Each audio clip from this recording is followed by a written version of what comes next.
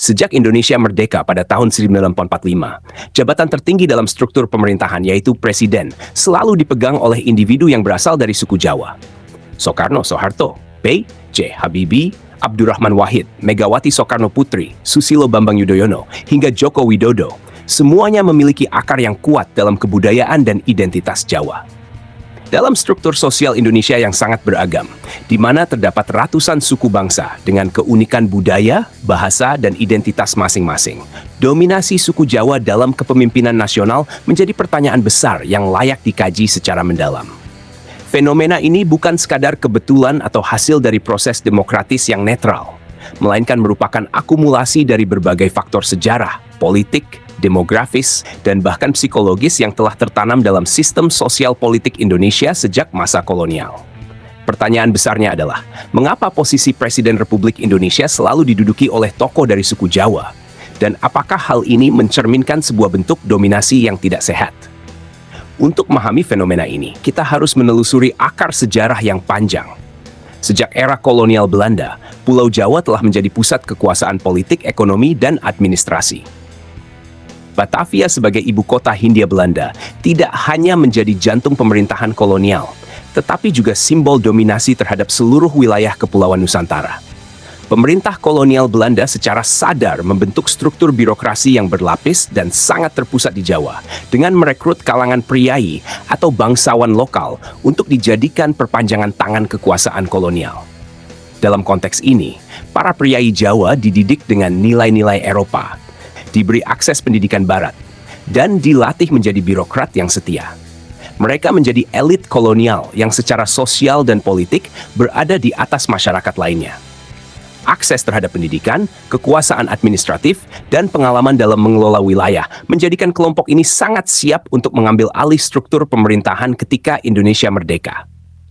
Sementara itu, banyak wilayah luar Jawa yang tetap terisolasi, baik secara pendidikan maupun politik, karena Belanda lebih tertarik mengeksploitasi sumber daya alamnya ketimbang membina sumber daya manusianya.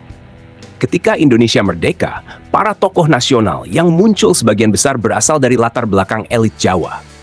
Soekarno sendiri berasal dari Surabaya, dididik dalam sistem pendidikan barat, dan memiliki jaringan nasionalis yang kuat.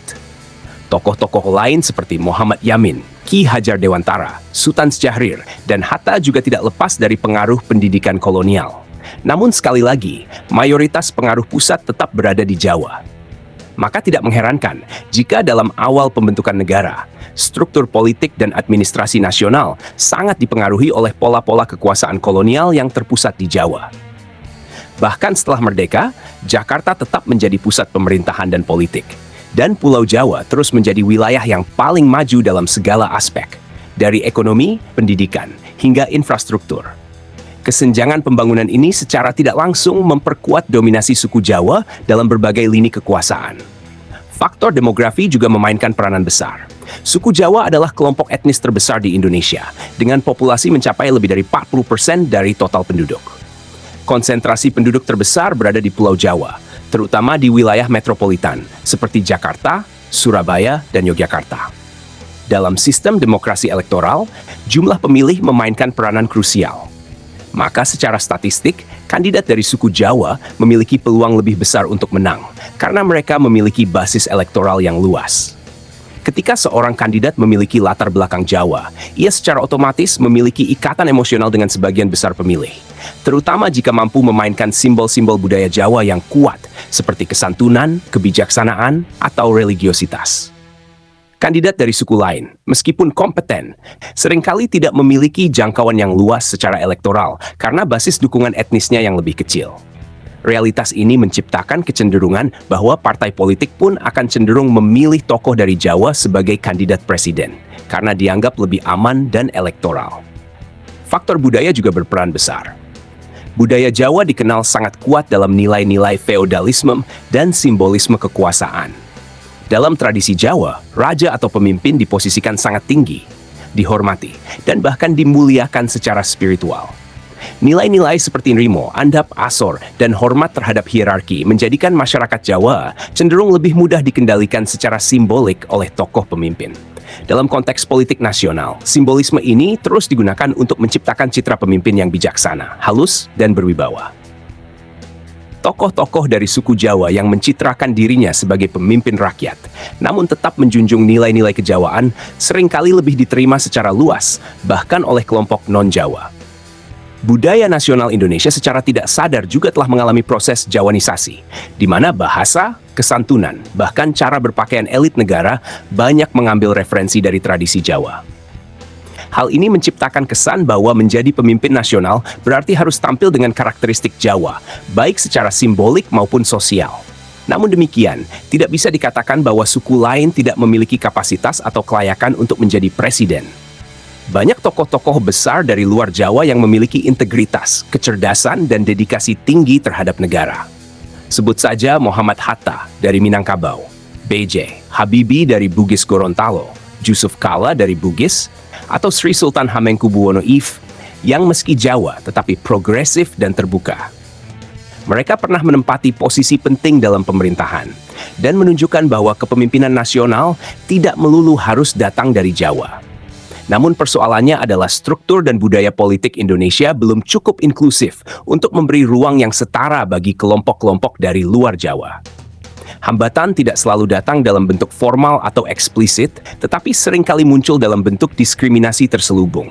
Sulitnya akses ke jaringan kekuasaan, stereotip etnis, serta bias media yang cenderung lebih menyoroti tokoh-tokoh dari Jawa. Faktor politik praktis juga menjadi penentu. Partai-partai besar nasional sebagian besar bermarkas di Jakarta dan memiliki jaringan kuat di Jawa. Mereka cenderung mencalonkan tokoh-tokoh yang memiliki jualan elektoral yang bisa diterima oleh mayoritas, terutama pemilih di Pulau Jawa. Politik identitas juga sangat kentara. Dalam banyak kasus, calon presiden dari luar Jawa hanya bisa bertahan jika berpasangan dengan tokoh Jawa yang kuat. Inilah yang terjadi misalnya ketika Yusuf Kala mendampingi SBY atau Maruf Amin mendampingi Jokowi. Model seperti ini mencerminkan bahwa untuk bisa menembus dominasi Jawa, seorang tokoh dari luar harus berkompromi dengan kekuatan Jawa. Ini adalah bentuk kompromi politik yang mungkin realistis dalam konteks elektoral. Namun dalam jangka panjang menciptakan eksklusivitas struktural yang menyulitkan bagi tokoh luar Jawa untuk tampil sebagai pemimpin tunggal. Dominasi ini memiliki dampak positif dan negatif. Di satu sisi, stabilitas politik bisa terjaga karena basis pendukung presiden berasal dari wilayah dengan populasi terbesar. Namun di sisi lain, ini menimbulkan kesenjangan representasi yang dalam. Masyarakat luar Jawa bisa merasa tersisih, tidak diakui, atau bahkan didiskriminasi dalam urusan negara. Kekecewaan ini bisa melahirkan sikap apatis terhadap politik nasional, bahkan menguatkan gerakan-gerakan lokal atau separatis yang merasa negara ini hanya milik satu etnis tertentu. Jika ini terus dibiarkan, maka bukan tidak mungkin rasa kebangsaan dan solidaritas nasional akan terus menurun. Kepercayaan terhadap institusi politik juga bisa terkikis, karena rakyat merasa bahwa pemimpin nasional hanya mewakili satu kelompok budaya tertentu. Situasi ini juga membuat regenerasi kepemimpinan menjadi tidak sehat.